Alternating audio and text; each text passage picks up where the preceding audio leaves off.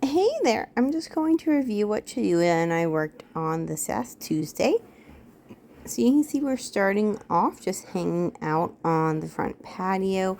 As soon as we came out, there was someone walking a dog past, so I wanted to let them pass and let Cholula kind of observe and watch them.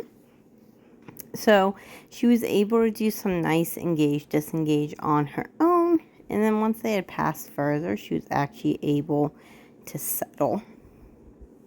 So we're going to start going on a bit of a walk. Initially, she pottied, and that was fine. I had her potty, and then I had her swing into heel position so that we could start walking. As long as she's walking with me and checking in, I'm periodically going to mark and treat.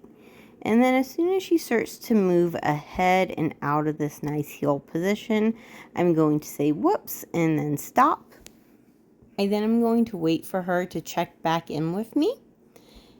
And then I'm going to mark and treat for that engagement, have her return to heel position, and then continue walking. There's a couple of exceptions. One is right here when we're crossing the street.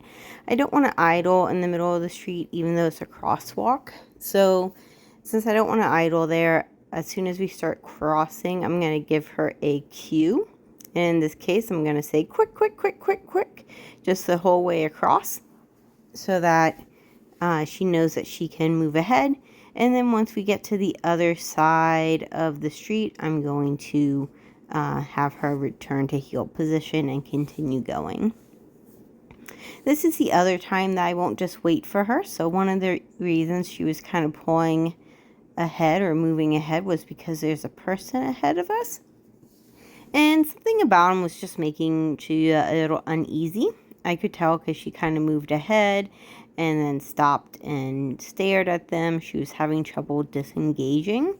So I went ahead and moved up the leash. I don't want to pull back on the leash when she's already having some tense emotions. So instead I moved up the leash and started helping her with that engage, disengage. Once she was able to disengage on her own, we moved forward a bit more. But the person was still just kind of giving Cholula some bad vibes. And I wanted to kind of break this up with some nice sniffy time. So we're actually going to move into the grass for a bit so that we can create some space and she can have some time for sniffing. Sniffing can be a nice calming behavior and a good way to decompress. You may have noticed I was using some treat tosses to get her moving in the direction I wanted. So I went ahead and cut out some of the sniffing because it was just us walking around.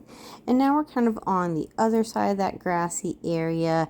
And I'm kind of hanging out here treating her for engagement, mostly because there was someone not too far away hanging out with a couple of dogs. And I wanted to kind of see where they were headed before we decide where we were going to head. So right here, I had her go off of heel position for a little bit. And that mostly is because, she wanted to check out this kind of workout equipment area. And so oftentimes, especially with our puppies, I will let them have some agency if there's something new in their environment that they want to investigate. And I know it's safe to investigate. They just don't necessarily know it's safe. And I've seen this with Cholula before where there's like just something a little bit out of place and she's not too sure what to make of it. And sometimes I'll go check it out just to let her know that it's safe. But in this case, she was showing the courage to kind of want to go check it out on her own. So I just went ahead and let her kind of make her way over to check it out. So now we're kind of heading down the path that's going to bring us kind of back home. And we're able to start kind of concentrating on just our nice UC heel walk again. At this point, we've kind of passed by all the bigger distractions that were kind of harder. We're moving away from people and dogs. The sprinklers, they're working on the sprinklers. They've gone off on us and around us. But we're kind of moving past all of that. We're still seeing some people. But for the most part, we're able to refocus on this nice usage walking, and I'm just going to continue to mark and treat as she's able to walk with me. And if I do see her having trouble with something in our environment, like if we're passing a person, I will help her if she's having some trouble disengaging from them, or if she's getting too excited and wanting to go see them. It's really important that just because, there is a person doesn't mean we're going to go greet them. Even though it's fun to greet people, sometimes we just need to walk past them. Now you will notice I'm also letting her stop to sniff. I'm happy to let her stop and sniff as long as she hasn't pulled out of position to do so. So if as we're walking she passes by something and wants to stop and sniff at it for a bit, I'm happy to let her. If I get kind of bored with this, I'll just prompt her to keep moving with a let's go. I'll give her 3 seconds to kind of come along with me, and after that, if she's still hanging around the smell, I'm going to put a treat right up to her nose and toss it forward to get her moving again. So just like before, I want to kind of quickie go across the street and not linger there. So I'm going to say quick, quick, quick, quick, quick, and we're going to move across the street. And then once we're on the other side, I want to see if she can re-engage with me. Right away, she goes into a nice sit, which is a nice way of engaging. And so I have her return to heel position, and we're going to start walking back to the house. While on our way back, I end up just kind of doing a few passes back and forth so we can refocus on finishing up our walk on kind of a high note. And once we get back to the house, it's kind of funny because the whole time we were in the park, well, there was definitely areas of the park where there was more stuff going on, and then it was almost all at once. But then that whole way back, we didn't really see anyone until we got back to the house, and then a lot of people passed in front of the house all at once. So just like in the beginning of her walk when someone was walking by, we're going to just kind of hang out on the patio for a bit. I'm going to be reinforcing her for checking people out and being able to disengage. So as she looks and then disengages and looks back at me, I'm going to mark and treat. I'm also occasionally just going to drop a treat for this nice settled down that she's doing here. All around, she's in a much more relaxed state, which is going to help her as exciting things are passing by. So we hang out here for a bit just to work on passerbys, and then we're going to head inside, mostly for a water break and to focus on some other things. So I'm going to cut some of this out so that we can get to that part of the video. So after a bit of a water break, we're going to work on some place, and I'm going to start by just kind of prompting her to place. And I want to prompt this from different directions and different distances from the place. So you can see I'm going to move around a little bit and then prompt her to place. I'm going to mark and treat for her getting there, and then I'm going to release her with a free and a beckoning motion. After some repetitions prompting her to place, I want to start on our relaxation protocol. So here, since she did so well last week, we're going to advance to day 2.